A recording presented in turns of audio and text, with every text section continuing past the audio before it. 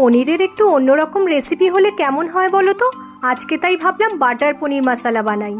অনেক দিন ধরে একঘেয়ে পনিরের তরকারি আর খেয়ে ভালো লাগছে না, তাই মুখটা চেঞ্জ করার জন্য আজকে বাটার পনির মশলা বানালাম। বাটার পনির মশলা তো বাটার আর পনির ছাড়া অসম্পূর্ণ, সেই জন্য বেশ কিছুটা পরিমাণ বাটার লাগবে আর সাথে বেশ কিছুটা পনিরের কিউব করা টুকরো।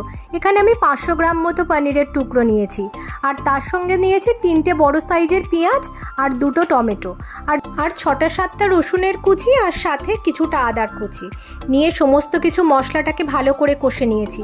আর একটা আমি মশলাও বানিয়ে নিয়েছি, একটু জিরে গুঁড়ো নিয়েছি, একটু হলুদ গুঁড়ো, লঙ্কা গুঁড়ো, আর তার সাথে টক দই। সেটাকে একটা বোলের মধ্যে নিয়ে ভালোভাবে মিক্সড করে নিয়েছি। আর একটা পেস্টও বানিয়ে নিয়েছি বেশ কিছুটা পরিমাণ কাজু আর 2টো কাশ্মীরি রেড চিলি দিয়ে। সব কিছু মিক্সড করে একসাথে ভালোভাবে কষিয়ে নিয়ে তার মধ্যে পনিরের কিউবগুলো দিয়ে নামানোর সময় ধনেপাতা কুচি আর কাসৌরি মেথি দিলেই রেডি বাটার